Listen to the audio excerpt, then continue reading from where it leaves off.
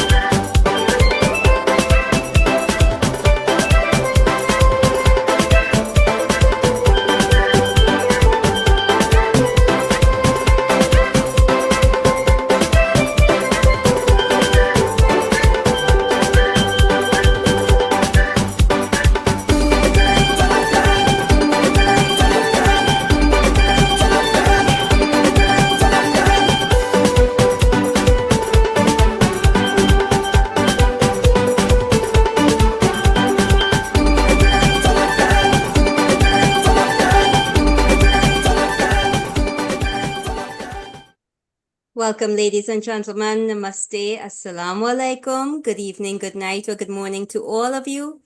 We are pleased to have people in this meeting from all parts of the world in different time zones.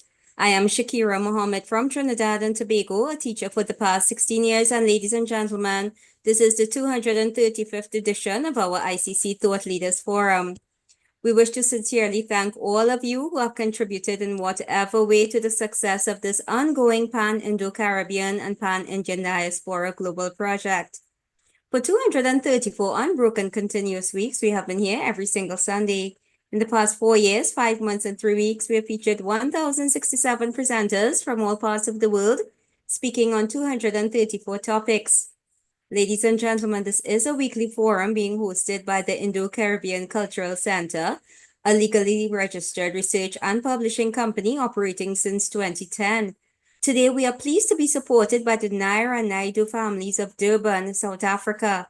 Ladies and gentlemen, in order to continue this weekly program and to make it bigger and better, we are asking for suggestions and volunteers. If you give a donation, your name will be placed on our poster and all promotional materials, and you can contact Dr. Mahabir for details. So I will introduce our moderator today, who is Shalama Mohammed, the co-director of this ICC Zoom platform, who is a business teacher and researcher from Trinidad and Tobago. She obtained her master's degree in business psychology from Franklin University in the USA. Shalama, welcome. Thanks so much, Shakir. Assalamu alaikum, everyone. Namaste and a warm welcome to all of you. Thanks so much for choosing to be here with us. This program is being recorded on Zoom and live streamed on the YouTube channel of the Indo-Caribbean Cultural Center. So I want to say welcome to all of you on YouTube at this time. To avoid intrusions from trolls, our IT manager has muted everyone. Speakers, please do not admit anyone, do not unmute anyone, and do not allow anyone to share your screen. Thanks so much for cooperating.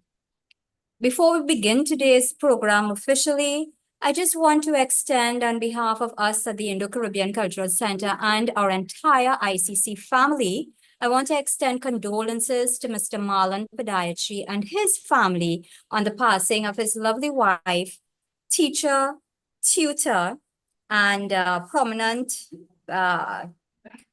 let's say she was a social activist, Vanilla Pinky Padiachi. She was 65 years old, and unfortunately, she passed away.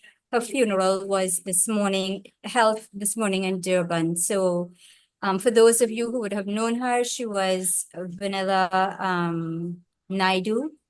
And we extend our condolences to all of you on her passing. So today we are talking about Mr. Billy Nair. He was born on the 27th November, 1929 and died on October 23rd, 2008. The psychology of being a freedom fighter is shaped by a deep sense of moral conviction and a strong desire for justice, often driven by the recognition of systemic oppression and inequality. Freedom fighters typically possess a heightened awareness of social injustices and a willingness to sacrifice personal comfort or safety for the greater good. This sense of purpose and commitment to a cause can foster resilience in the face of adversity and hardships, like imprisonment, violence, or alienation, much like Billy Nair had to deal with. Billy Nair was a prominent South African freedom fighter and anti-apartheid activist, known for his involvement in the struggle against racial segregation and oppression. In 1949, he joined the Natal Indian Youth Congress and became its secretary in 1950. The Congress was the oldest South African political party, having been launched by Mahatma Gandhi in 1894. Nair was arrested and sentenced to prison for his activism, spending years on Robben Island alongside other notable figures like Nelson Mandela. How did he handle the mental toll of such a struggle? Did the constant exposure to danger and loss lead to trauma, feelings of isolation, or a sense of moral ambivalence? Or did the sense of collective solidarity and the vision of a better future sustain this freedom fighter? Had he been alive, he would have been celebrating his 95th birthday on Wednesday, November 27th.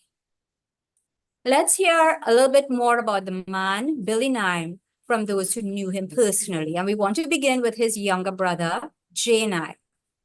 Jay is the last surviving brother of Billy Nair. Jay was a teacher for 12 years and South African apartheid system who fled the country and eventually settled in Toronto, Canada in 1976. Welcome, Jay. Thank you.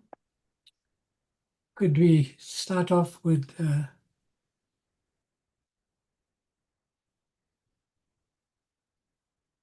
this is the beginning. Thank you for having me to address my brother's life. And just want to have some clarification why the Nair and Naidoo families of Durban. We were a working class family, two families living together, the Nair family and the Naidoo family. And I am way younger than Billy. And I was only born in 1944. And he was quite a young man when I came into the world. And next slide, please.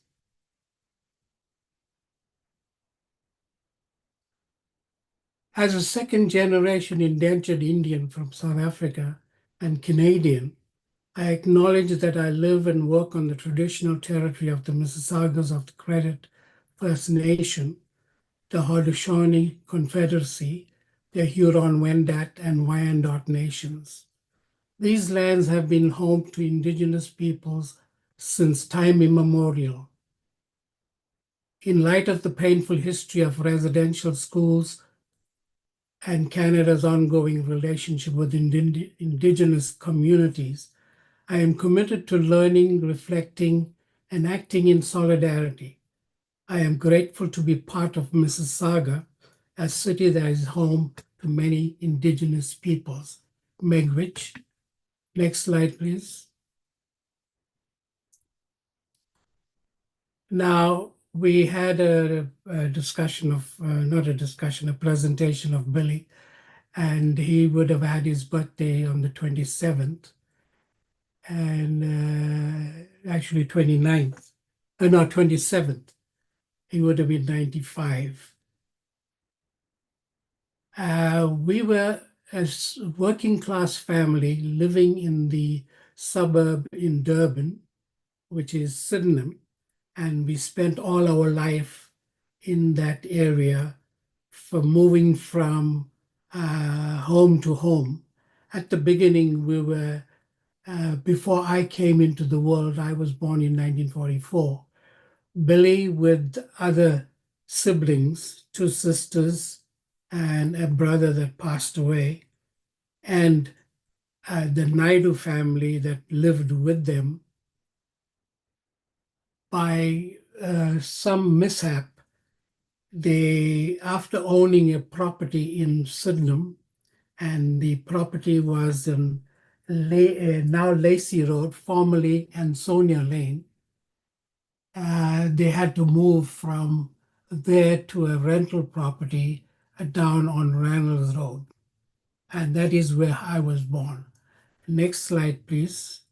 Now I'm doing this on Billy's political career as far as I know him from the time I got to know what he was doing. And being a youngster and be very, at that time, very eager and inquisitive. And Billy was very, very instrumental in taking care of us while my mother had a business in the local Indian market. And my father, which is my real father, which was a Naidoo, worked at the dairy, the Dermot Combined Dairy, which was known at that time Creamline Dairies. Now, Billy's youth, he was in the same school that I went to, Essendon Road Primary School, which is a government-aided school, and we had to pay a fee to be part of the school. And now I'm just filling in between. Now, he was a member of the Italian Youth Congress in 49 onwards. He was a member of the Indian Congress, then the South African Communist Party. He was imprisoned during the Defiance Campaign in 1952. He was a founding member of the South African Congress of Trade Unions in 1955 and became the General Secretary. And then he went to a Congress of the People on the 26th of June, 1955 in Kliptown. And then there was a treason trial following that Congress, which was, closed down by the special branch in those days. Then the Indian Congress and the African National Congress joined together and started the battle to dismantle apartheid, or actually fight against apartheid for the freedom of the people of South Africa. Then Billy became a member of Umkhonto we Sizwe. He was banned, imprisoned, and treason charges, and he served 20 years on Robben Island, 1964 to 1984. And I will give you a picture right up to 1976, as far as I, lived and worked in South Africa. Next slide, please. Now, this is from the first onset of how he became a freedom fighter in my eyes, in my view, and in the family's view, my father's and my mother's view. If you look at his education, he was an avid reader of books on Karl Marx, Lenin, and socialism. He achieved a bookkeeping diploma from the Congress High School, which became the Emal Sultan Technical College. And he qualified and he worked at a local hardware store, A. Baker Brothers in Pine Street. And his education was also in the same primary school that all of us went. Everyone from the Nair and the Naidoo family went through the portals of the Essendon Road government-aided Indian school. And by the way, that school's foundation stone was laid by the late Sarojini Naidoo, the one that was with Gandhiji during the struggle in South Africa, in India. His influences, the members from the Natal Indian Congress. He also followed Mahatma Gandhi and the Satyagraha movement and followed it very closely. He met and followed Dr. Monty Naika, who was the head of the Natal Indian Congress, and Dr. Yusuf Dadoo, who was the head of the South African Indian Congress, and other leaders in the movement, and most of them have passed on. He met leaders in the trade union movement, a person by the name of Dan Tamaran and S.V. Reddy. And just to give you an insight of what caused him to become a fighter for the freedom of us, the non-white people in South Africa, or the people of South Africa. It was a dare or a challenge by S.V. Reddy, called him a coward that he didn't want to get involved with people's struggles. So Billy took the challenge and he started going full go. And he met the leaders in the Communist Party of South Africa, people like Brian and Sonia Bunting, Ellie Weinberg, and others. And then he became the member of the Communist Party of South Africa. His activism, he attended rallies at Red Square, which is now Nickel Square, a member of the Youth Congress, secretary of the Sydenham branch of the Natal Indian Congress, and a trade unionist. Now, all these activities he did before I came onto the scene in 44. But by 49, by 1950, I got to know exactly because he was either away on during the day, weekends, nights, come home late, sleep late. And when we used to go to school, he'll be sleeping at home. When we come home, he's gone to work. And the work that he was doing was trade union work. Next slide, please. Here is his work, which triggered him getting full into the trade union organizing and representation. He worked at Durban Combined Dairies and he tried to unionize the workers, and they were mostly Africans and the drivers were Indians. And for that, he was fired. And then he became the full-time trade union movement organizing and educating membership. On his travels through the trade union movement and the Congress movement, he met the likes of Chief Albert Luthuli, the president of the ANC, Nelson Mandela. And in 1952, the Congress Alliance went on a defiance campaign. And this was a defiance campaign where it was a defiance against unjust laws. And what Billy did, to my knowledge, he went and sat on chairs which on the Beria Road railway station, which was allocated for the whites. It was a white only chair benches, and he sat on that and he was arrested for that and charged under the laws, the bylaws of the municipality. He was imprisoned, and when he came out, I remember this very clearly. I was the one who scrubbed him down and cleaned his hair of all the nits and lice that he collected in the Durban prison. And later on, you'll see the remains of the Durban Central Prison. And then he formed the South African, he was part of the group that formed the South African Congress of Trade Unions, SACTU, in 1955, 26 June. And following that, he attended the Congress of the People in Kliptown in the Transvaal. And he addressed the Congress of the People. And this is what he did. He was noted for, while addressing the thousands at the gathering on the third clause of the Charter, the Freedom Charter, which stated the people should share in the country's wealth. And that became part of the Freedom Charter, and it is there up to this day.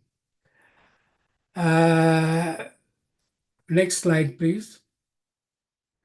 Now, this is just showing you the pictures of people that he came across, and also I came across because of his, encouragement and getting me involved in the sidelines. And the sidelines meaning distributing leaflets, helping in the Congress offices during conventions or conferences, to help in photocopying the old Gestetner machines, and even typing. And that is where I learned my typing.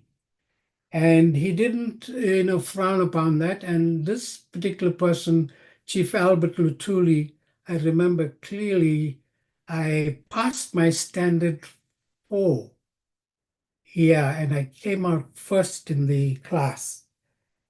And Billy was very proud about that. And he told Chief Lutuli, who was also a teacher, that I came out first. And he sat me on his lap and he told me, Jaya, this is one thing that you cannot stop doing, and that is going to school, doing your best, because with education, nobody can take it away from you. And the more you have, the more you can do for the people of South Africa. And that is stuck in my mind up to this day. And I have been serving the working class of the world. I say world because I was involved with the trade union movement in Canada. Next slide, please.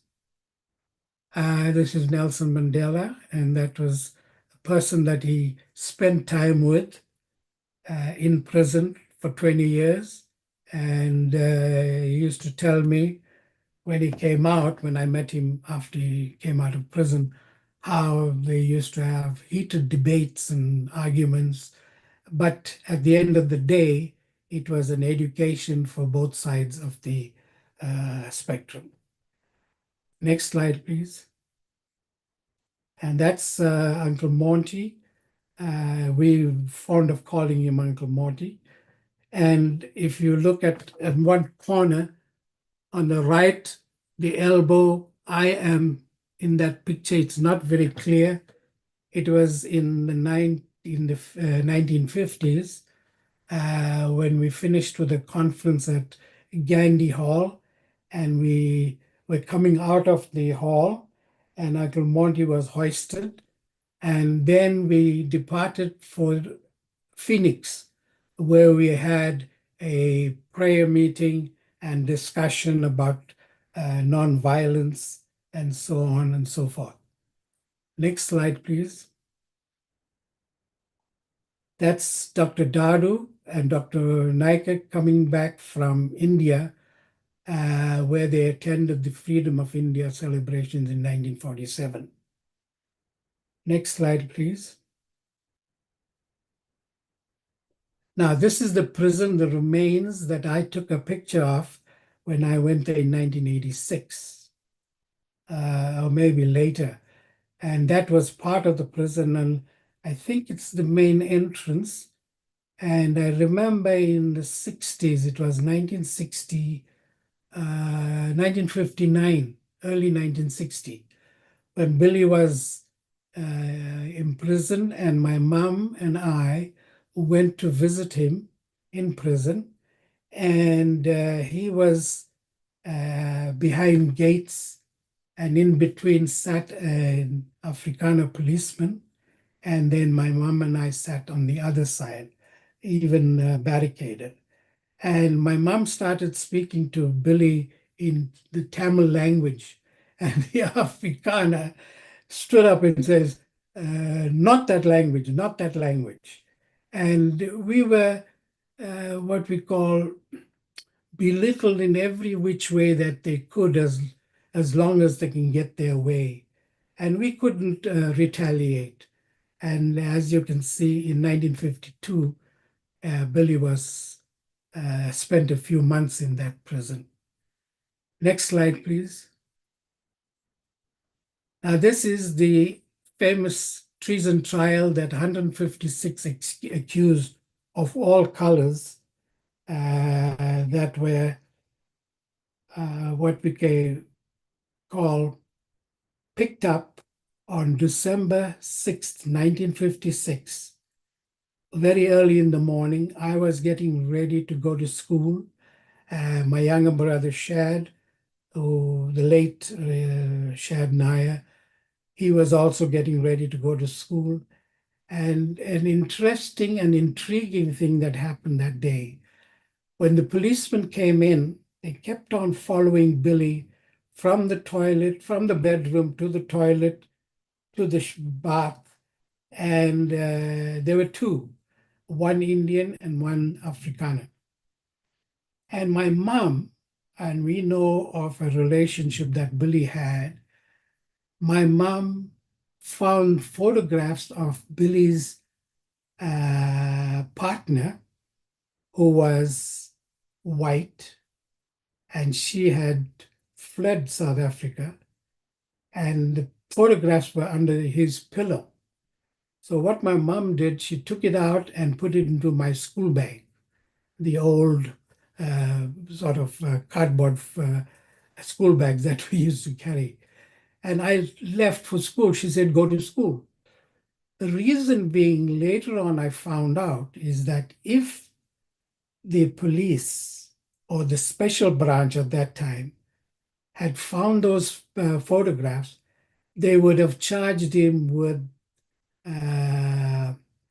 a charge under the Immorality Act, because we were not allowed to have marriages or relationships between black and white, white and Indian, or white and colored, and so forth.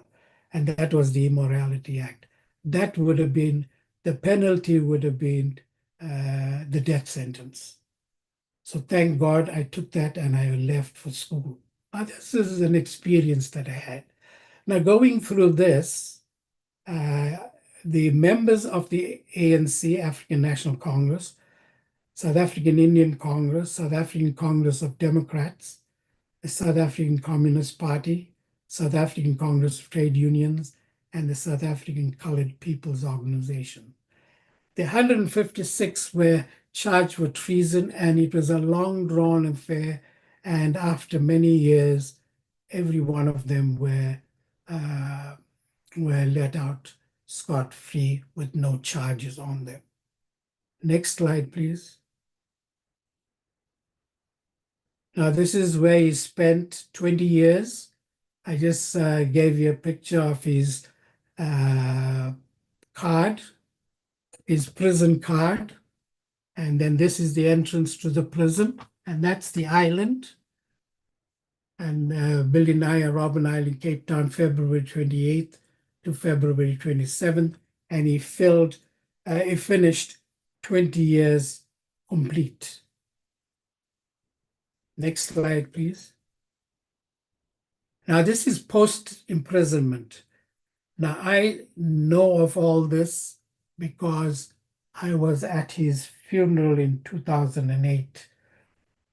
And post-1976, I only had contact with him through the by mail, going to Robben Island. And he used to send me letters either by post or with somebody. And most of the times, or all the time, the letters used to be censored, and it's censored by the prison authorities.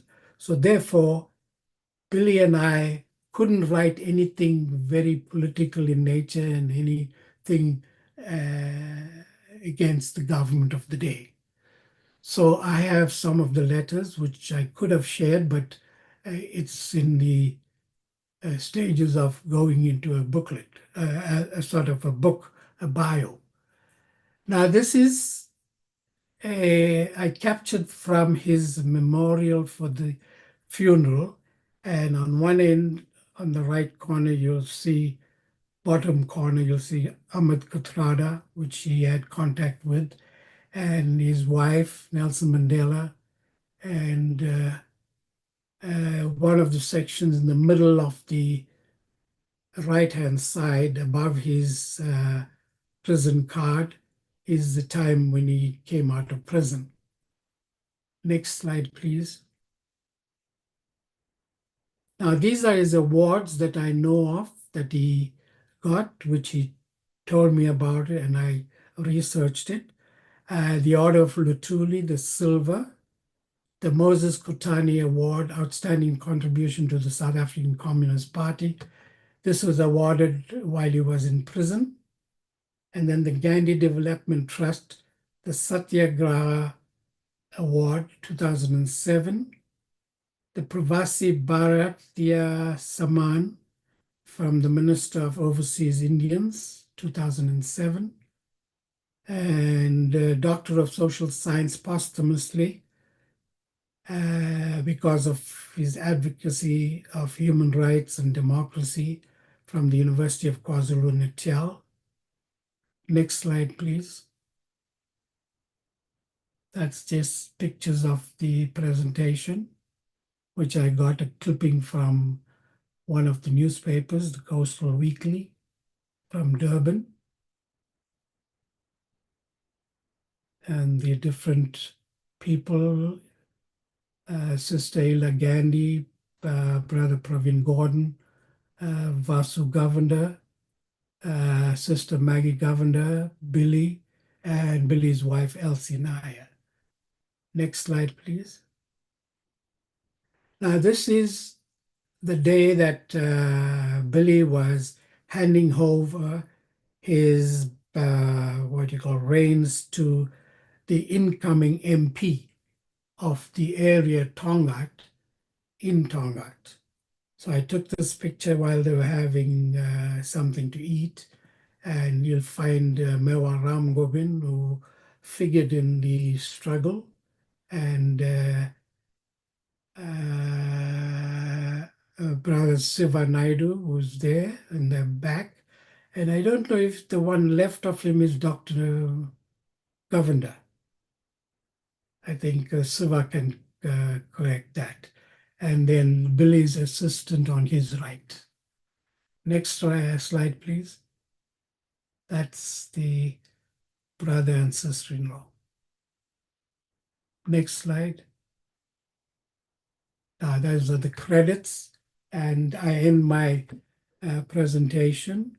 And I would be happy to answer any questions as far as you want to get deeper into the secrets of the Nair and Naidoo families. Thank you very much. And last but not least, I would also like to convey my condolences to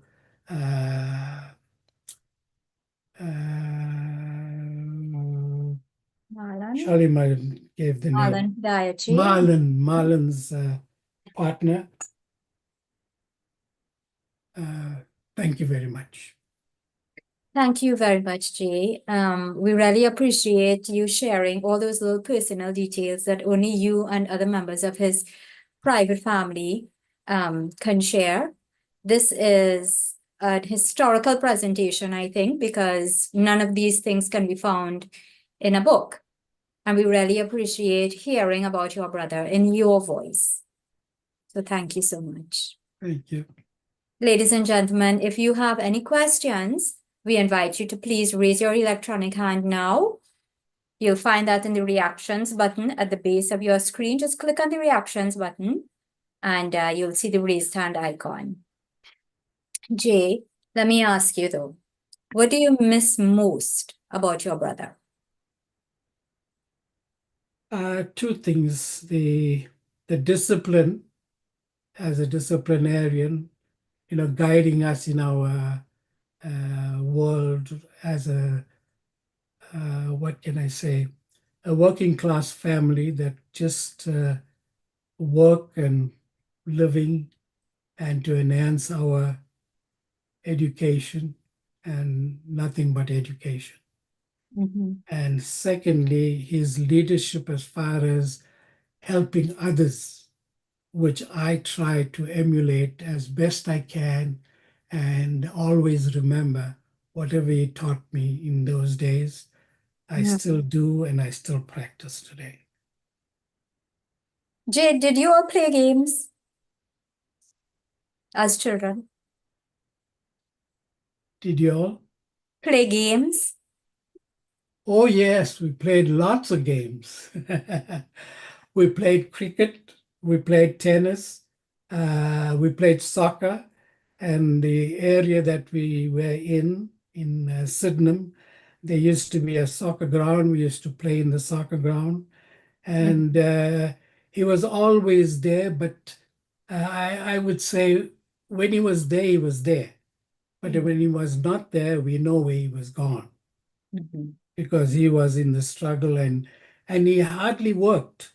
The life that he spent was always representing people, talking to people, and also encouraging us to talk to people and present the struggle that we are fighting for. And that was his life, because the life was his struggle. Singular focus. Exactly. I'm not seeing any raised hands at this point in time. Mr. Nauroji, did you have your hand up? I'm not sure. I'm not seeing the electronic hand. Would you like to say something? Yes, would you kindly unmute?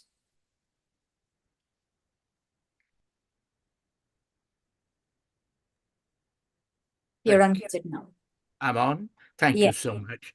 First of all, may I say it is an honor to be listening to members, to Jay, and to members of the Naidoo and Nair families.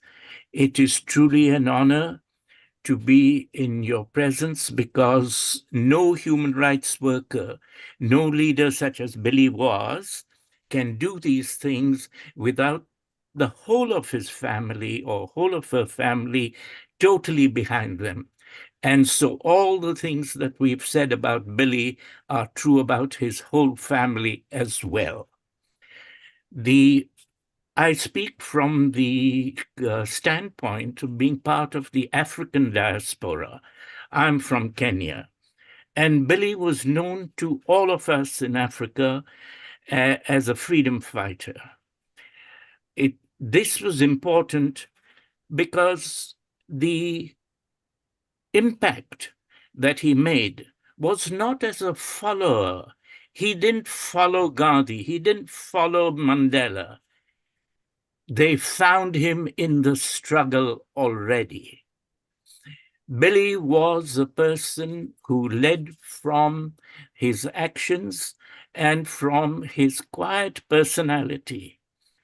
I met him much, much later, after freedom came to South Africa in 1991, and then in 1994, when when political power shifted officially. I met Billy Nair in New Delhi as part of the Bharatiya Pravasi Samman Award in 2007. And both of us were on that cohort receiving the prizes. And it was a pleasure to meet him, quiet and very modest. It is a list of the things which Jay has set out are truly formidable against a very, very formidable Boer apartheid government.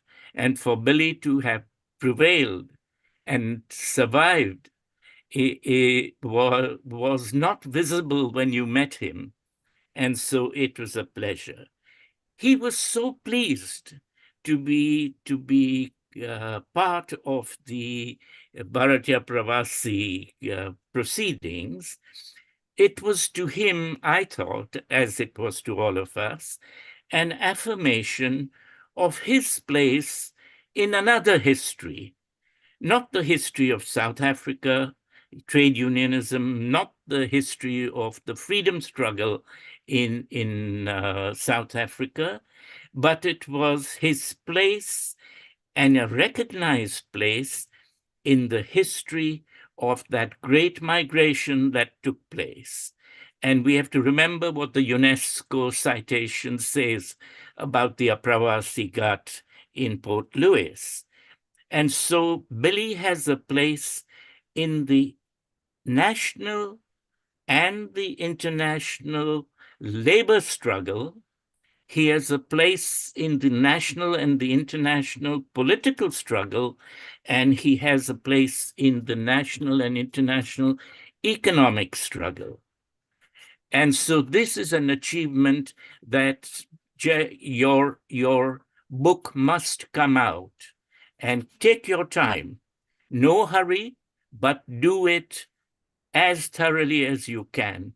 These are important influences.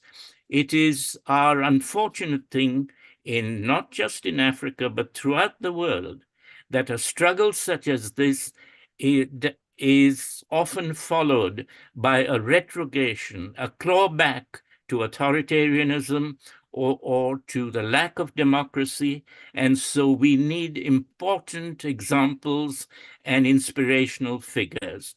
So we look forward to your book. And so in this, after New Delhi, I but spoke with Billy very, very briefly when a family member was passing through Nairobi, his family member, and sadly, he passed away in the following year. He is a singular hero in multiple areas of heroism. Thank you. Thank you. Jay, would you like to respond? Yeah, thank you very much. And, that makes me think of what one individual can have an impact on humanity. And one of my, work in Canada, which started in South Africa, is human rights and fighting for human rights. And that is why you'll find when I open my presentation, I honor the indigenous people of the land where I am sitting today. Thank you very much for that insightful information about Billy, and I would like to tap into you to put that as a part of an extract in the book, because what you did was gave a true human side of what Billy was. And we loved him, and it was a loss to the family. But there were things that sometimes when he gets angry, don't stand around. But we know it was all in good spirits that he did what he did. And I'm thankful for what I am doing today. Thank you very much. Thank you so much. Let's hear now from someone else who knew him. This is Mr. Siva Naidoo. He's a prominent South African activist who was integrally involved in the anti-apartheid struggle. He worked closely with Billy Nair after his release from prison in Robben Island. Welcome. Thank you. Thank you. In February 1984, I stood outside the gates of the Durban Central Prison, eagerly awaiting the release of Comrade Billy Nair from Robben Island. A large crowd of family, friends, and fellow activists had gathered to welcome Munna, as he was affectionately known. I feel incredibly honored and blessed to be asked to deliver this lecture about someone who has not only impacted my life, but millions in our country in such a profound way. Billy Nair was 35 when he was sentenced in 1964 for sabotage, spending 2 decades on Robben Island. A renowned South African freedom fighter and trade unionist, he was one of the most prominent anti-apartheid activists I had the privilege of working alongside during the dark and turbulent times.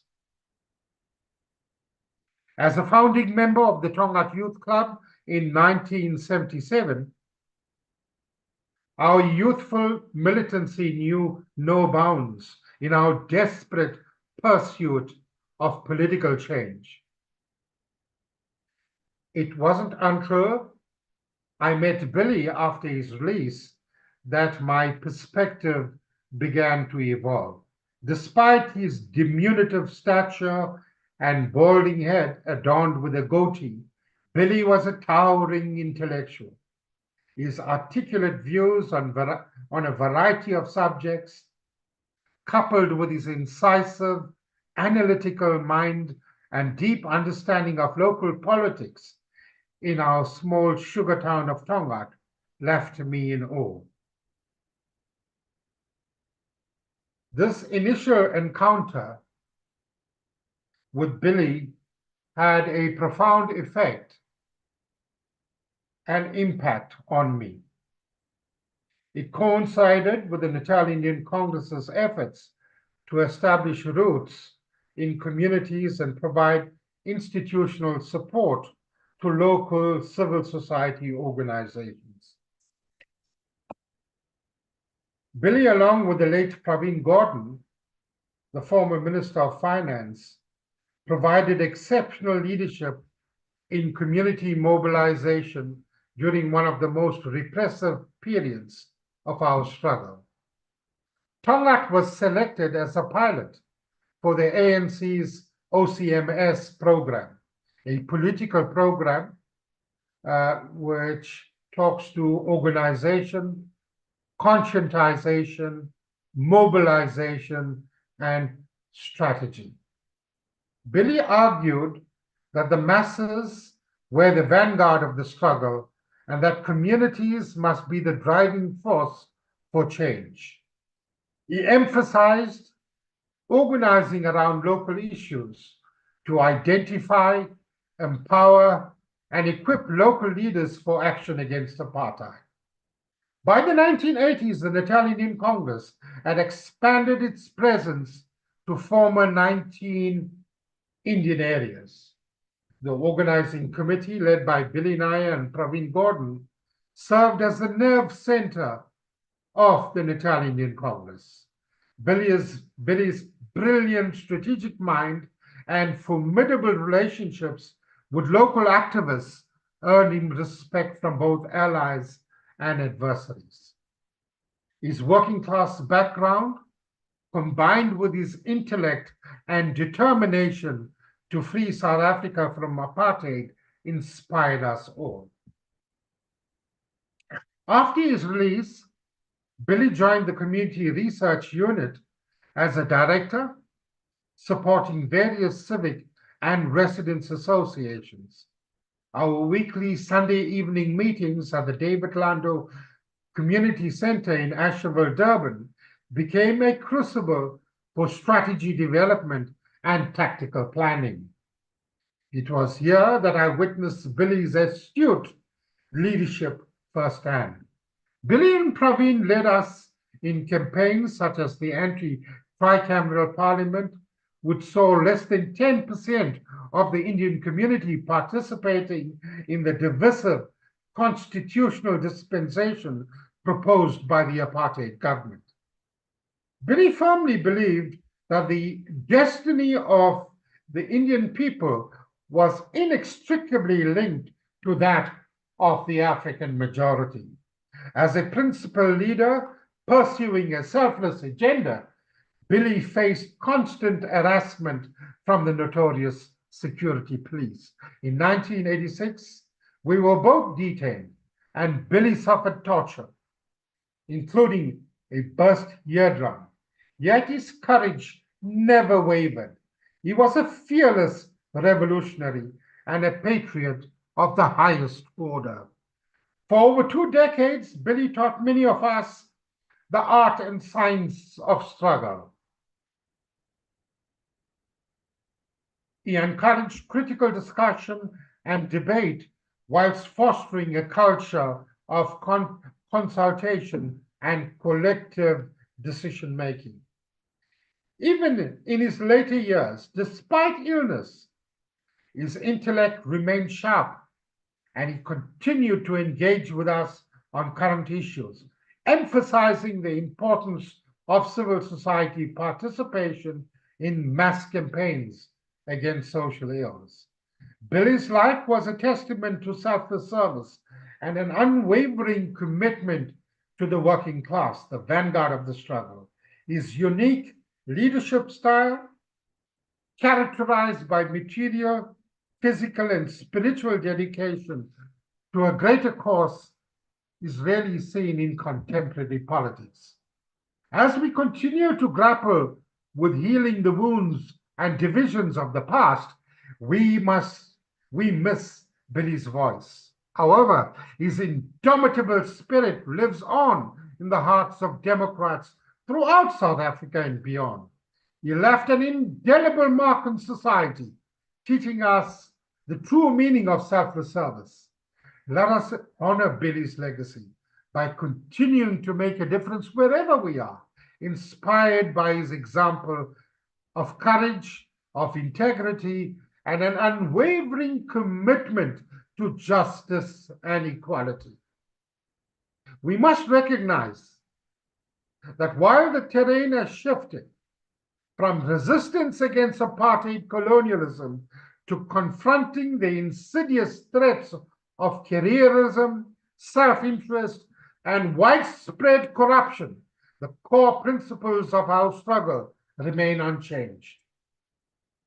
The strategies, tactics, and loyalty to values that were crucial in the fight against apartheid are equally vital in the realm of governance today. Billy Nai's legacy is not a relic of the past, but remains pivotal for our present challenges. If we look, it took brave men to stand up against apartheid. It now requires giants amongst us to stand steadfastly against wrongdoers, even when they are our own comrades and compatriots. We must not underestimate the complexities of our current battles.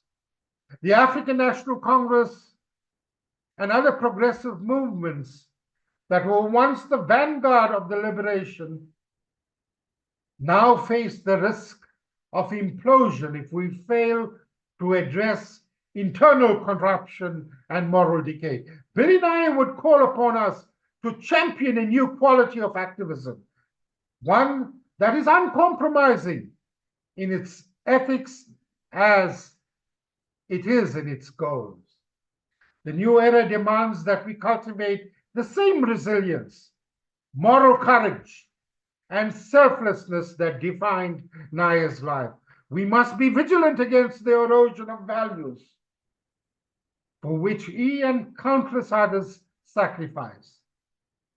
Our fight now is to preserve the integrity of our hard-won constitutional democracy, to ensure that the fruits of freedom are equitably shared, and to build a society that truly embodies the principles of justice and equality. As we face these challenges, let us draw strength from Billy's indomitable spirit. Let his life's work remind us that the path to a just society is ongoing, requiring constant vigilance and active participation. It is up to us to carry forward this vision, to be the conscience of our nation, and to ensure that the flame of true liberation continues to burn brightly for generations to come. Credit goes to his wife, Elsie, for her enduring love and support during the most difficult years that Billy Nair faced so boldly and courageously. Long live the indomitable spirit of Muna. I thank you. Mr. Naidoo, thank you so much for a very, very insightful presentation and very powerful, I must say. Thank you. Ladies and gentlemen, if you have questions for Mr. Naidoo, we welcome them now. Kindly again, raise your electronic hands and we'll call upon you. Mr. Naidoo, I see a question in the chat for you. It is what would be Comrade Billy's view on tribalism and race-based politics? He would view them with repugnance. I mean, Billy was a Democrat. He believed truly in building a non-racial society. He rejected all forms of ethnicism, tribalism, and racialism. He was a Democrat. He believed in the oneness of humanity. He believed in one consciousness. He believed that we are spiritual beings enjoying a physical experience. He would treat those who harbor those traditional prejudices with the contempt that he deserved. He believed that they were the reactionaries, backward elements in our society that keeps our society from moving forward. Yeah, thank you very much. Jay, go ahead, please. You'll have to unmute though. Thank you.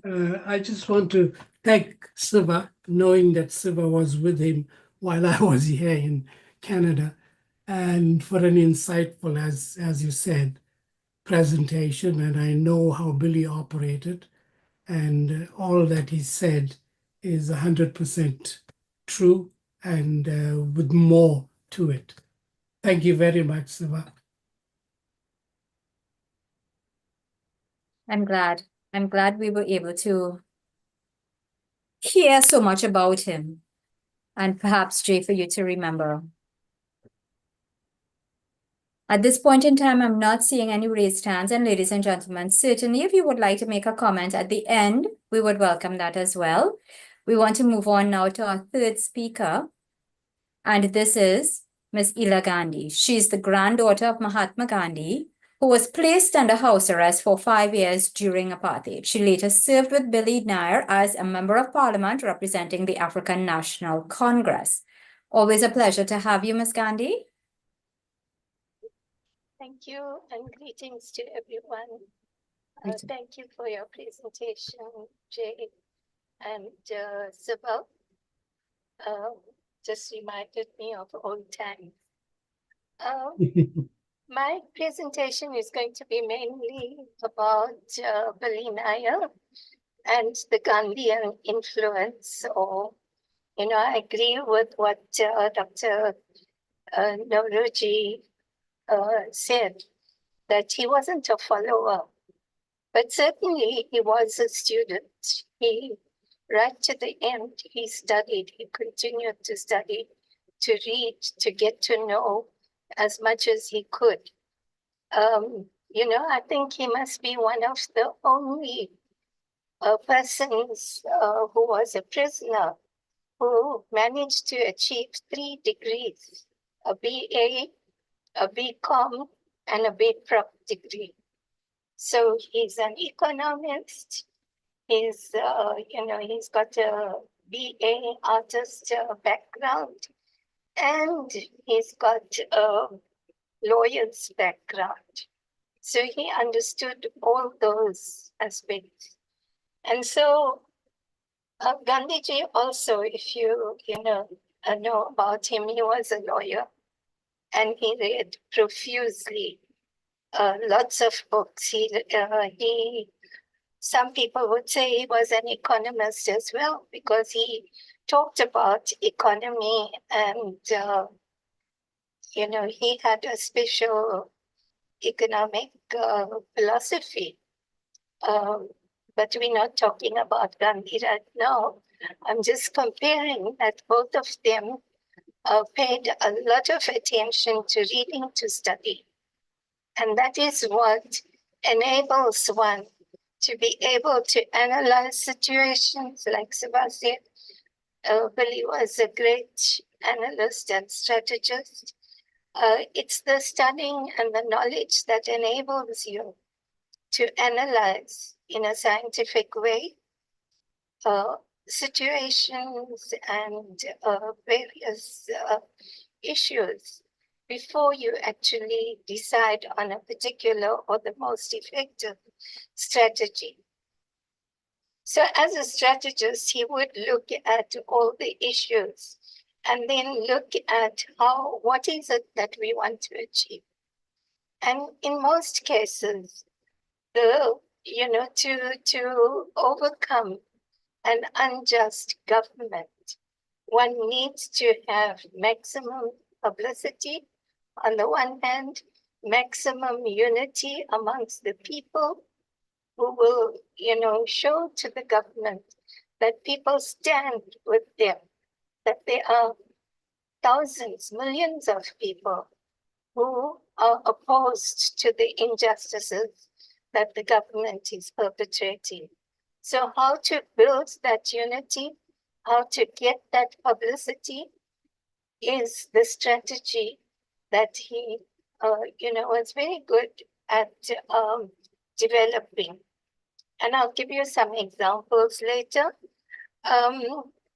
He also saw that one of the things that needs to be done in an unjust situation is to shame the government. How do you shame the government? It's by getting this maximum publicity and maximum opposition and building unity amongst the people. So let's take a situation. I thought Siva would cover this, but he didn't. And so I'll just speak about it briefly. That I think in the 80s, what had happened is that the government, in order to co-opt the community, was offering a tricameral parliament, which meant that Indians, coloreds, and whites would have separate parliament. The white parliament will control the wealth and most of the things, but there would be two dummy parliaments, which Indians would have and whites would have. People would elect people to those parliaments with very little powers, because firstly, they couldn't allocate money to themselves. Without money, it's difficult to run a department or anything. So the money would be allocated by the white parliament to these parliaments. And then for the African people, what they did is to divide them into homelands and tribalize the African community so that they could divide and rule. And so they gave them separate independent states, like, KwaZulu, Zululand, and then the Transkei, and so on. For those of you who are not very familiar with South Africa, there were several tribal areas, usually quite poverty-stricken, but those were allocated to the African people. Now, how in that year, I think it was 1984, but Siva can correct me if I'm wrong, the tricameral parliament was elected. We had, we had mobilized the community to boycott those elections, and successfully, almost 80 to 90% of the community did not go to the polls. But there were some who went and elected these people to those tricameral parliaments. But they were going to be sworn in.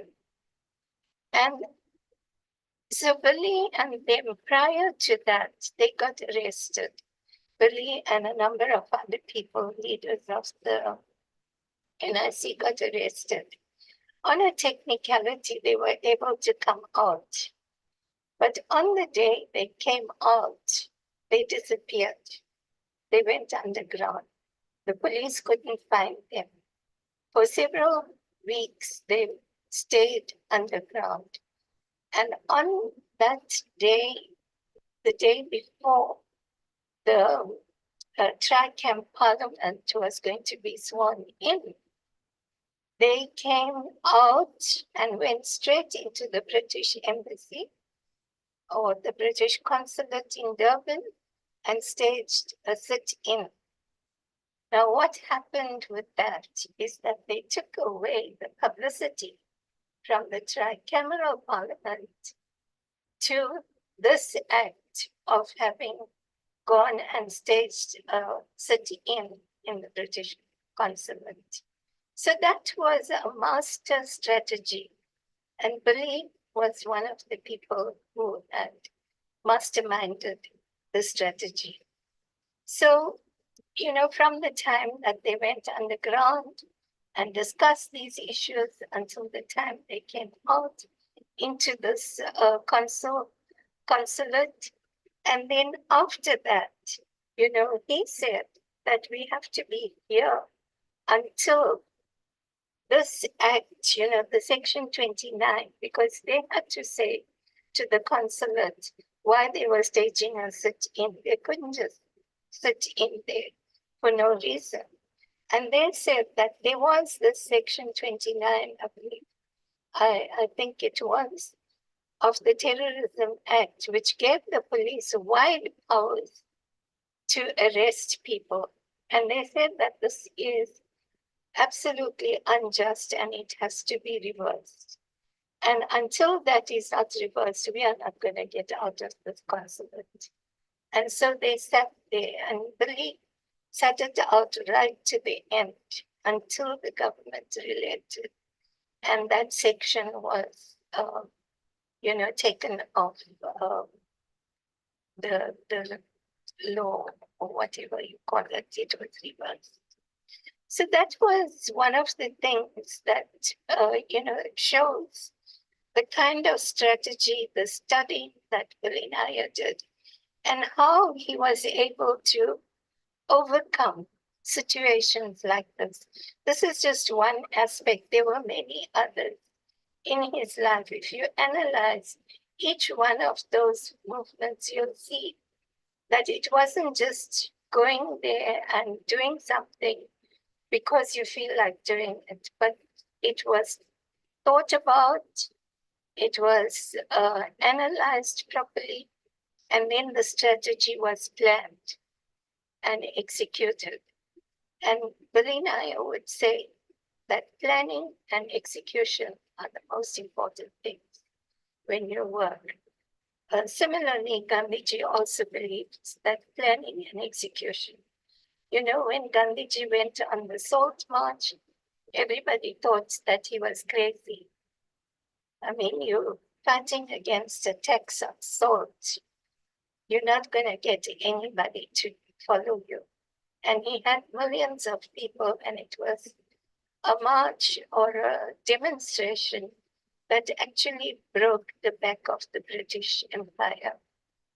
So that was the strategy. He thought about it, he studied it, and he decided that if we plan this properly, we'll be able to get the people to come out in millions and protest against this, and it happened.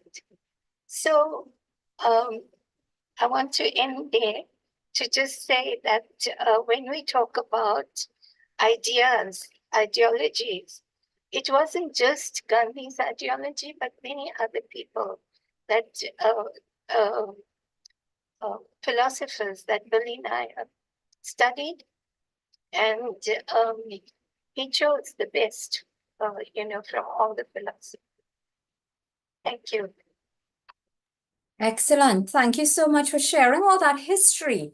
I'm not too sure, well, from us in this part of the world, that of course is unknown. I'm not too sure how many South Africans also know what you've just shared, but fantastic. Thank you. And I want to invite Mr. Siva Naidoo, because you asked several times whether he can corroborate.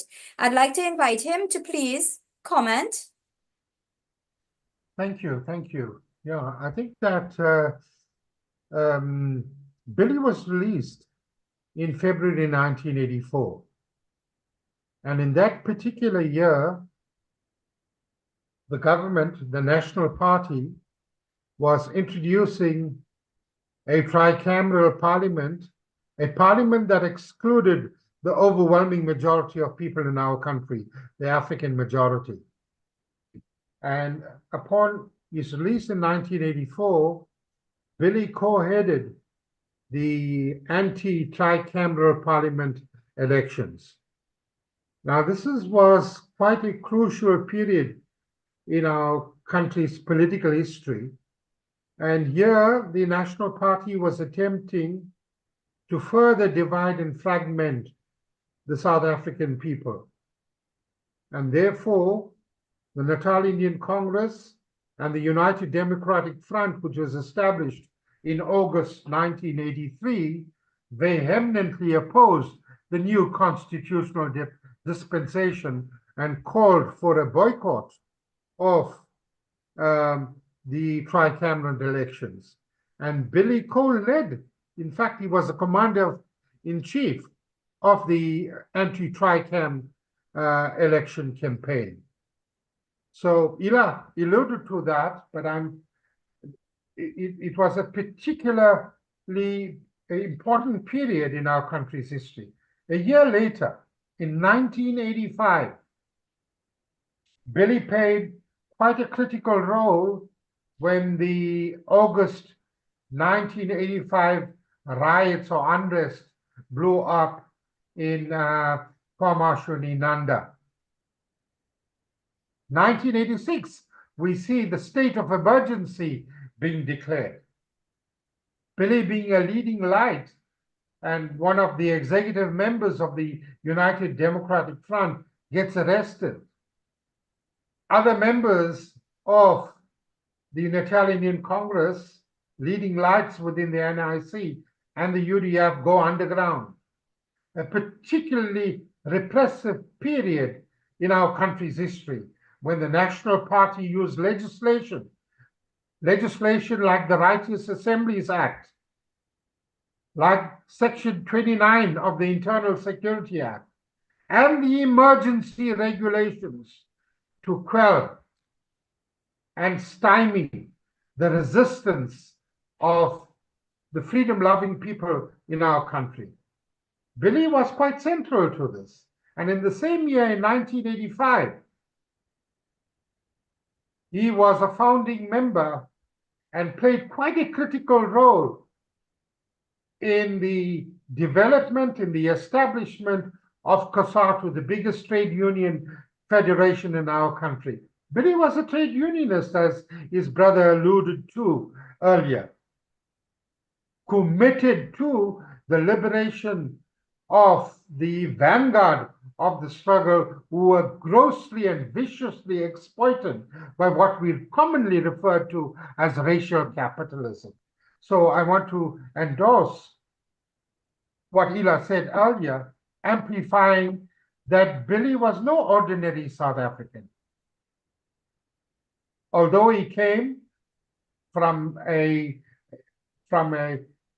Indian background, a South African of Indian origin, Billy regarded himself as being a citizen of the world.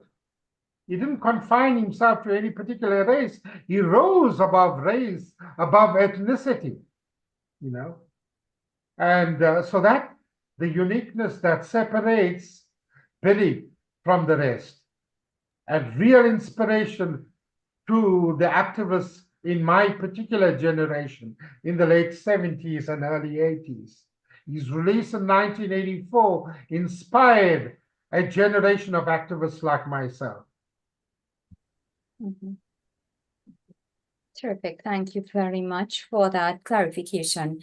Okay, Jay wants to say something, but I also had Mr. Bala Morarji who wanted to ask a question. I think he just unfortunately probably dropped out. Jay, go ahead, please, and then we'll have a question from Mr. Not a question, just to endorse what Comment? Ela said. And I want to give what can I say? This is a secret of the family. Billy had left his whole estate for the education of an African girl. All his money that he earned or he made during his lifetime was endowed to do education for African girls in KwaZulu-Natal, or maybe anywhere. And today there is a circuit, and I think Siva knows about that, the circuit of educators that goes around the area and uses the funds for that project. So he never left anything to his family or his daughter or anybody. So that's part of his doing, because it was Africa for the Africans, and he's an African of Indian origin. He's giving it to them. And that was something that he gave, and I only knew after he passed away and after Elsie passed away. Very, very generous. Let's welcome I believe this is Mr. Bala Murarji. Please unmute your mic. You'll have to unmute again, please. Kindly unmute again. Yes, we should hear you now. Hi, hello. Yes, we are hearing you now. Hi, good evening, all. Good evening. Good evening. First of all, it's a very informative. Thank you for hosting this such a great memorial of Billy Nair. First of all, I would like to share a small info.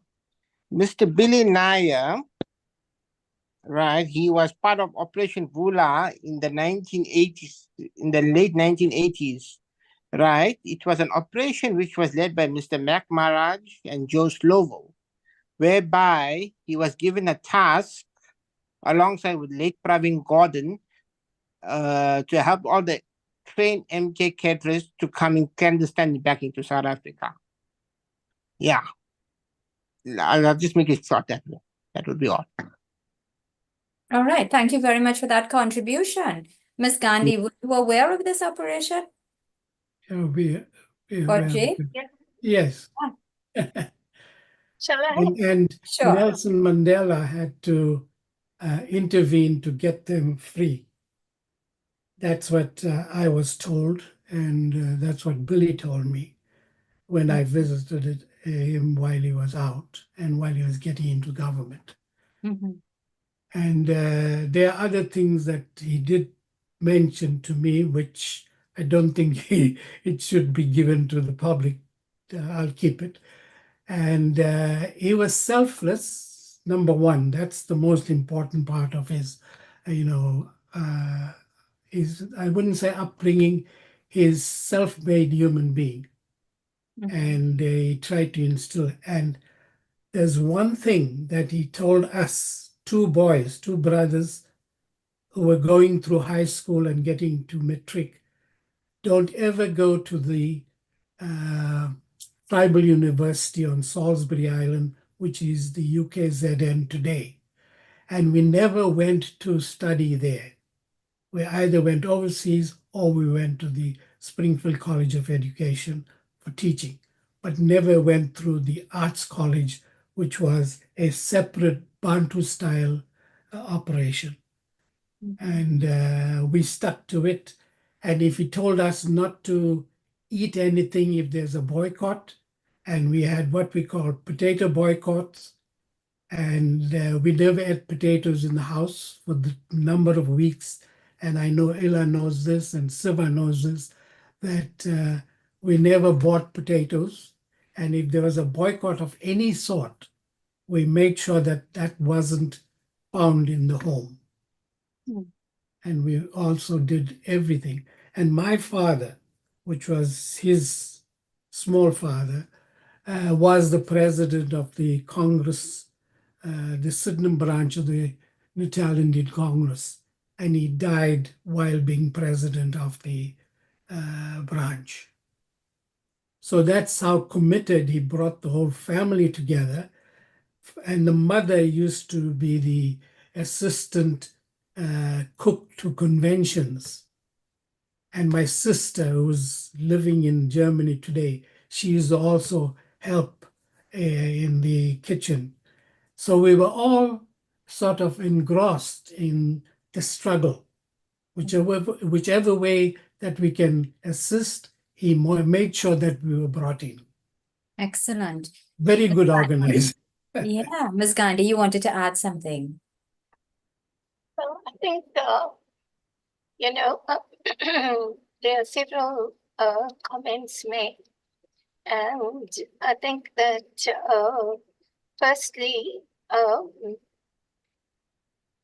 he was, as Jay has already said, that right from early age, he was already influenced to protest against the injustices of the government. So yes, he was from early age. Whether he went to India, I'm not sure. Jay might be able to say that. I don't know if he went prior to the freedom. I'm not sure if Billy had gone to India. But the Indian government did help us quite a bit in the sense that ANC was given an office in Delhi when it was in exile. I think, other governments wouldn't recognize this sort of, one would say, government in exile because, ANC was out there and they were given an office at Delhi and treated as ambassadors of South Africa. And South Africa wasn't given, place. In fact, the whole world boycotted South Africa. So South Africa didn't, as far as I know, had, very few embassies, if at all, out of the country. And all this was because when India became independent in 1947, one of the first things they did was to go to UN and call for apartheid being outlawed as a crime against humanity, and that the world must boycott them. The other issue is that really, even whilst in Parliament, he studied every single document.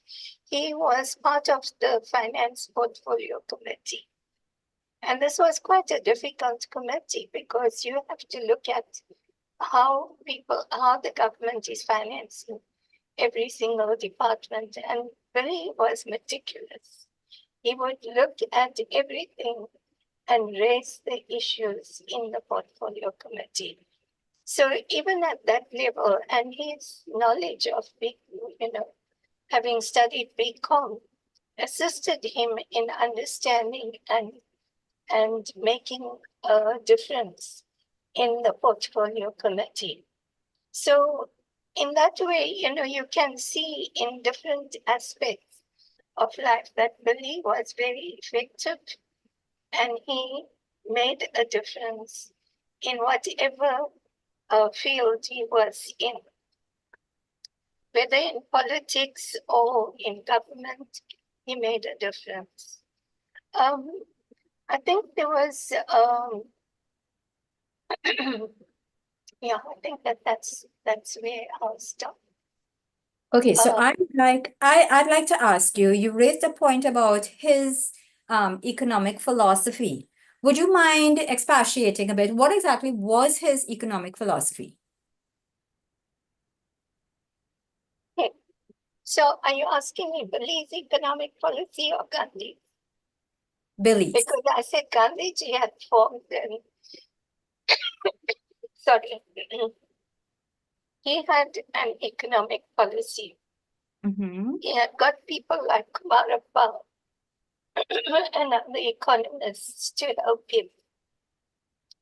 Billy Naidoo, likewise, was very much influenced by socialism. And his economic policies were in line with socialist thinking. So even whilst in Parliament, his ideas were very much on, socialist lines. And one of the important things about socialism is that you pay attention to the plight of the poorest of the poor. And today, I think in every country, one requires a mindset in the government to look at how can we benefit the poorest of the poor. Gandhiji had said, he had given a talisman that when you want to make a decision, look at the face of the poorest of the poor. And if your decision is going to benefit that person, then by all means take the decision. But if it's not going to benefit that poorest of the poor, then don't take that decision. And that's the talisman that Gandhiji, I'm not quoting it, I don't have the exact text, but the gist of it is that. And that's exactly what Billy also said, that we must look at. And so when you hear what Jay has said about, all the money that he had accumulated, he has put it into a trust. And it's there to educate the poorest of the poor. Right. Thank you so much for that. Mr. Gopala Krishnan, I always have this issue. Would you like to ask that question, or did you receive a satisfactory response to that, to your question? You're on mute. Yes. Do you hear me? Yes. Yes. Okay. Well, just the people who were abroad, not in India itself. I mean, in Malaysia, in Singapore, and South Africa, and other places, they were more educated than the people in India. And the fights they were not having exactly as in South Africa, for example. That's why I'm saying accepted the local apartheid situation in South Africa.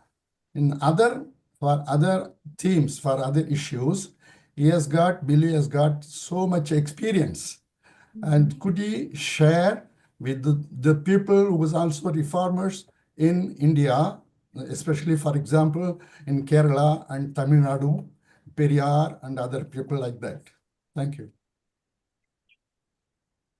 So, Okay. Yes, Ms. Gandhi, go ahead, please. so yes, absolutely. As Siva and Jay have, said that Billy Naidoo's early years were as a trade unionist. He worked with the people, with the workers, and how to improve the plight of the workers. So I think that is the most important thing. And I know that Kerala has been able to do a lot in terms of wages. Fair wages have to be paid. I believe that in Kerala, there are laws that ensure that you can't exploit workers. And this is an important part. So, I mean, those are some of the lessons from Billy Nair that people can implement in their, whatever government, or if the government is not moving in that direction, then the people must get together and nudge the government that this is what we want. That is where civil society plays an important role.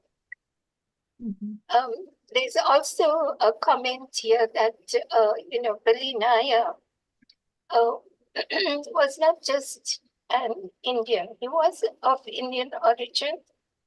His parents, as the early Jay and Siva have explained, were from indentured background from India. And, so whilst he was of indentured origin, he became, by being born in South Africa, by identifying with the rest of South Africa, he was a South African and not Indian. South African of Indian origin. Yeah. So this is important to understand. And for Billy Nair, the important thing was we don't compartmentalize or put people in categories, rich and poor, men and women, what race you belong to, what caste you belong to, what language you speak, and so on. Instead, we are all human beings, and this is what Billy Nair believed. And for him, it was everyone was a human being, no matter what race you belong to, and he was at ease with everyone. In Parliament, we were all together, all the races. In ANC, we had all the race groups, and we were parliamentarians, all of us. There was no Indian parliamentarian or white parliamentarian or African parliamentarian. We were all parliamentarians and we treated each other equally. So that's important to understand his views on commonality. Yeah, thank you very much for that. So here's a related question. This is from Janita. To what degree was it a sense of fire from a young age to fight for freedom, or the circle of like-minded thinkers around him? Well, I think Jay would be better able to answer that because he knew him from a young age. And but from my knowledge, I think that Billy was, an ardent freedom fighter from a very early age. That's what I would believe. But I knew him much later. Jay knew him from early age, so maybe he'd like to.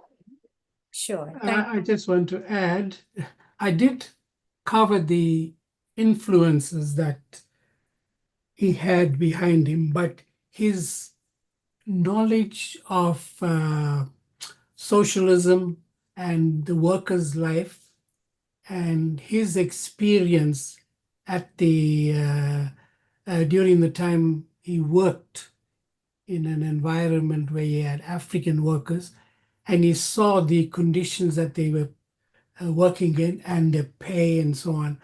And his discussion at home with my father, his father was out of town. And to begin with, as indentured people, his father broke away from the railway barracks. He worked in the municipality of Durban, but he broke away and he became a ship's, engineer, and he worked on the coastal sugar boats. So he was fiery. He came from Madras and of the Nair extract from Kerala. And Billy, he sort of molded himself, and he saw we were poor. We weren't a very, what can I say, upper middle class. We weren't upper middle class, we were working class. We worked for whatever we did. Every little penny was something. And he was very thrifty in that sense. And he valued what we had. And he saw the people struggling around in the district. And he sort of related and he said, no, this is something that I have to do. And he did it. And when he took that, what we call a challenge from a fellow trade unionist, and he kept to it and right up to his dying days. So he was one who was very, very strong-minded, and he did, and he read and did all. And he was so thrilled when I came to Canada and became a member of the Social Democratic Party and did socialism and did trade unionism. It was something that he taught in the early ages, and it developed into what I'm doing today. And that is how I look at the world. And being a social democrat is something that Billy just grew up with it. And he learned, watched, discussed, and always got into debates. And I know when we used to go and sell the political newspaper, he'll end up discussing the pros and cons of the country with the people that we are selling the paper to, and I have to walk away and go somewhere else, and he'll continue his discussions. That is the type of person he was, to engage and to sort of bring out something so that he can educate somebody else. And all for the sake of just for humanity to be self-serving. All right, thank you, Jay. We have a question, and it is whether he can be compared to Ilamkulam Nambudripad, EMS from Kerala, the Indian communist politician and theorist. Can he be compared, you think?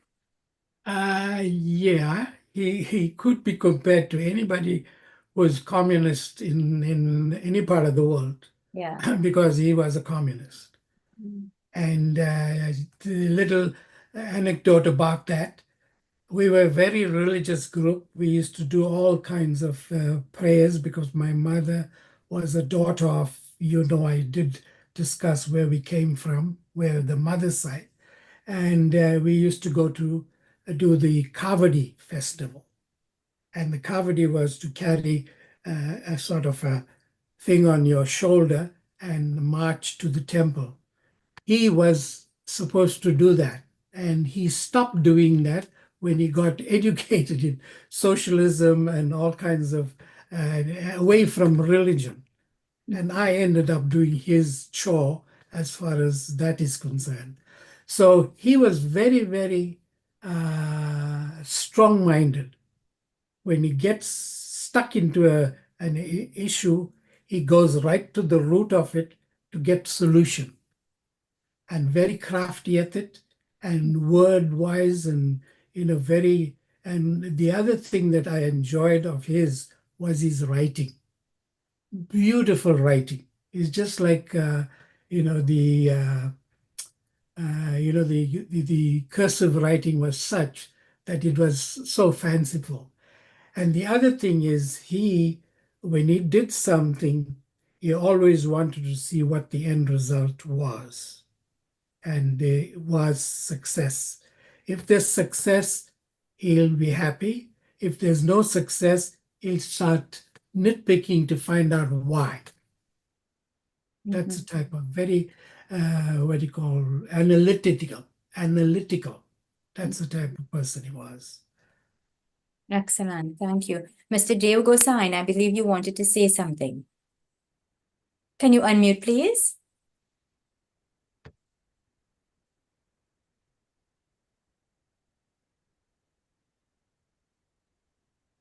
You turned off your video. You want to turn your video back on, and you want to click on the audio. Good. I think I'm okay now. Can hear you. I Yes. have three little comments to make, one sort of question.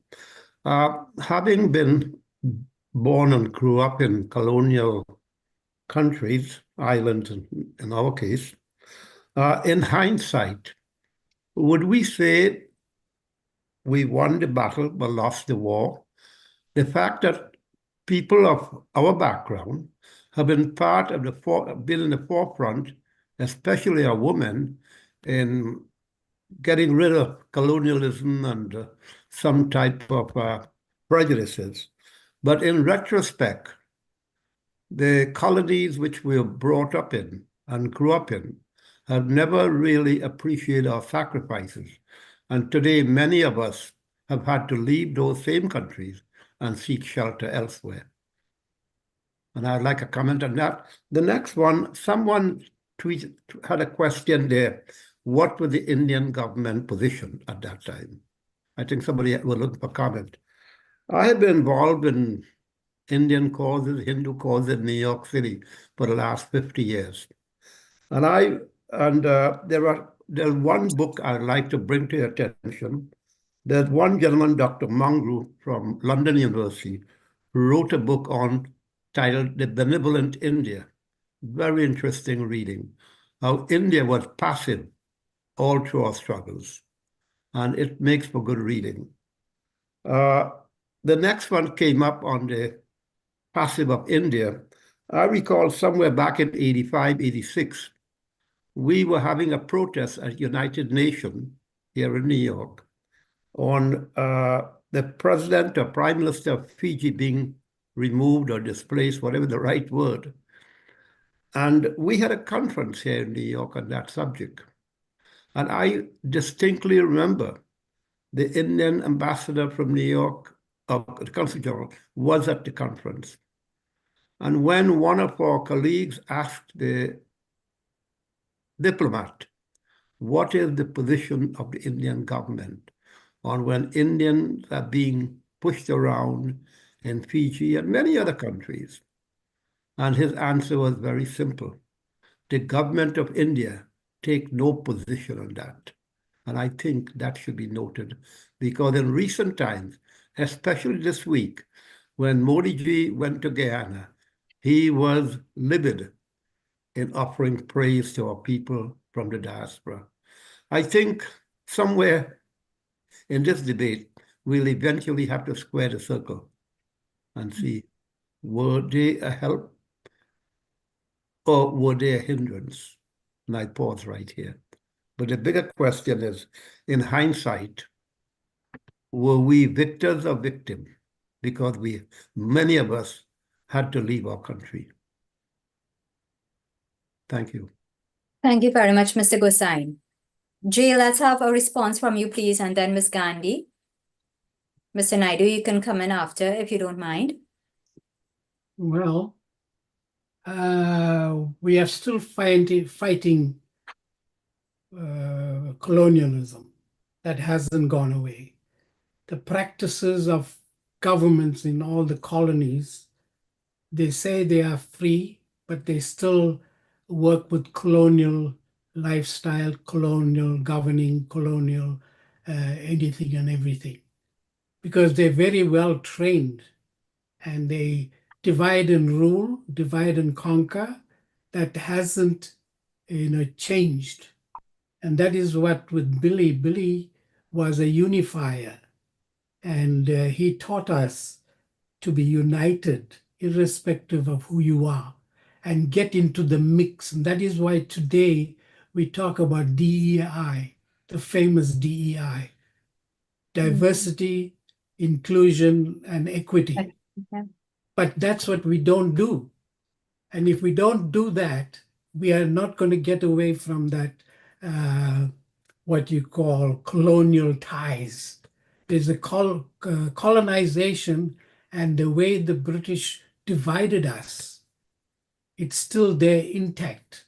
And the older generation won't give in unless we've got the younger generation in the future to break those ties and become united. And it's happening slowly but surely, but it's not going to be in this century. It's going to be another century, in my humble opinion. Thank you, Jay. Ms. Gandhi. I would like to refer the person who posed the last question. I don't remember the name. Mr. Gosain, Dev Gosain. Oh, yes. Devji, I just want to refer you to a book by E.S. Reddy. And E.S. Reddy was an Indian person who was, in United Nations for a very long time. He took on a job at the United Nations and worked very closely with the Indian government and particularly with the people at United Nations. And the amount of work that they did in promoting anti-apartheid, struggle that's getting support from other countries for the South African, liberation struggle. It's all in that book, and maybe you need another whole session to look at E.S. Reddy. And if you look at his life, you will learn how much India has done for the anti-apartheid movement. And that's the reason why Nelson Mandela was eager to go and visit India after he was free. That's the one thing. The second thing I want to talk about is that, Comrade Billy, in his early years, he was a trade unionist, but there were 16 trade unions, all of them headed by very conservative people. And all these people were thrown out at one time by the unions. And so Comrade Billy took over and he ran 16 trade unions just by himself. So it's a feat, that very few people would realize how difficult it would be to run 16 different unions in that time, in the difficult situation that the country was going through. But he did that. And that was across, because workers are not divided. They were, to an extent in the apartheid system, where you find that African workers did a different type of job and Indian workers did a different type of job. But they were all workers, even if they did different type of jobs. And Billy Nair was able to bring them all together. So it is a skill. It's, his own personality, his own, acceptance of everyone as a person, as a human being, regardless of race and all that. And that's how he was able to create that unity amongst the workers, which is so important. If you're working in a trade union, unity is the most important thing. Otherwise, a trade union would be useless. So, that's where you learn from Comrade Billy's work. If you see how he managed to get all these 16 trade unions together. Thank you. Excellent. Thank you. Mr. Naidoo. Yeah, I think I want to say quite unequivocally, Billy regarded himself as an internationalist, a world citizen. And he was not one who would want to be classified in a very narrow, very parochial sense. He was no doubt a student of Marx and Lenin. And he believed that the working class, and in our country, the African majority, being the most exploited, the most oppressed, need to be freed from the shackles of racial capitalism. And he put his heart and soul into the worker movement, championing their rights and interests. And so he was a friend of the working class, not just in this country, an internationalist. And therefore, he was so warmly welcomed when he went to Cuba and met with Fidel Castro. And he came back and reported of how inspired and motivated he was, meeting one who shared a similar ideology and philosophy. And I think that's what drove Billy, his quest for almost an egalitarian and utopian society. And he gave his all in the pursuit of liberating those who were grossly exploited, those whose labor, the purchasing power of their labor was exploited by the ruling class. Billy could make the link between apartheid and racial capitalism. And with his analytical mind, he was able to internalize and translate Marxist-Leninist theory and practically apply it to the material conditions that prevailed in our country at that particular political milieu. He was a tried and tested leader. He was not just an Indian leader. He worked in concert and in partnership with and played a key role and a leader in SACTU, the South African Council of Trade Union, which was a precursor to COSATU, which he helped to found in August of 1985.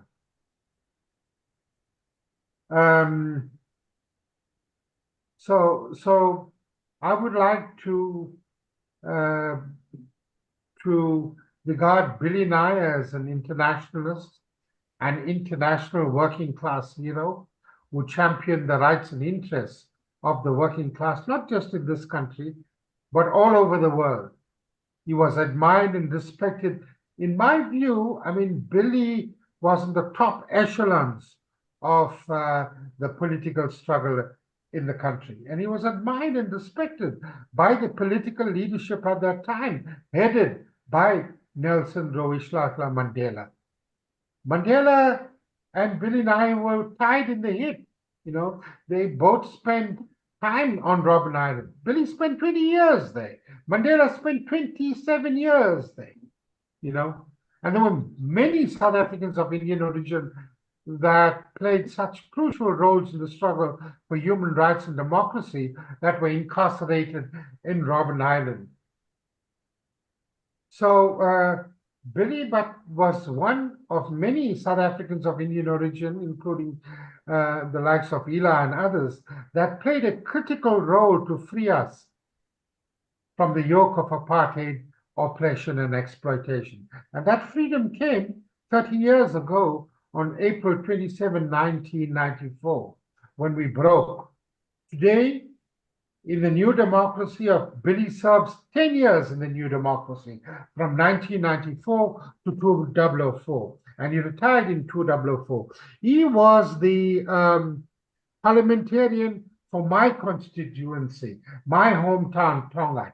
And I can say that here was a politician, a revolutionary turned politician, who came back and reported, and I was part of this parliamentary constituency committee, and he made sure that every time he came to Tonga, he reported to the constituency.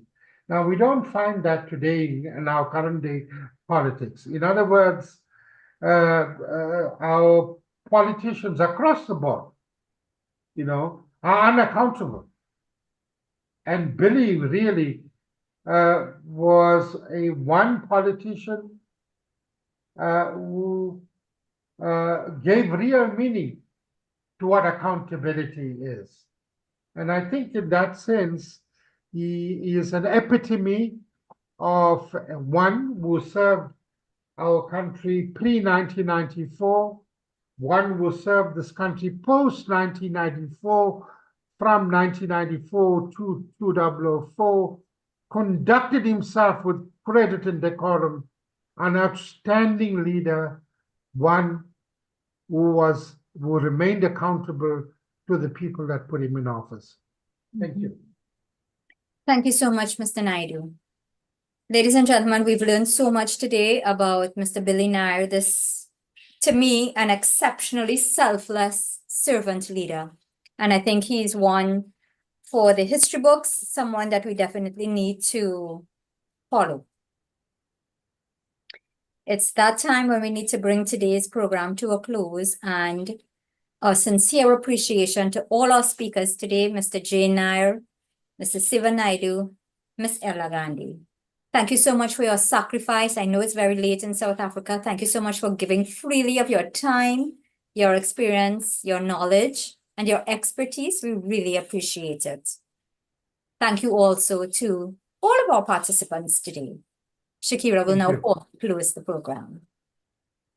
Thank you, Charlotte. And thank you, everyone, for taking the time to attend and to participate. It was a beautiful program. As we've said earlier, This public meeting is being hosted by the Indo-Caribbean Cultural Center, and today we are pleased to have been supported by the Nair and Naidoo families of Durban.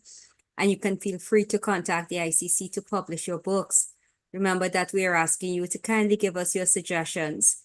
If you give a donation, your name will be placed on our poster and all promotional materials, and you can contact Dr. Kumar Mahabir for details.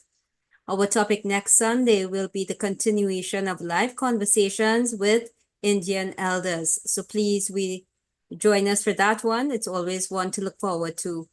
Thank you to the advisory and planning team led by Dr. Kumar Mahabir, to our IT consultants, Daryl Grantham and Navin Mangal, who has been advising and recording the program, which will be uploaded to our website and to YouTube permanently for posterity.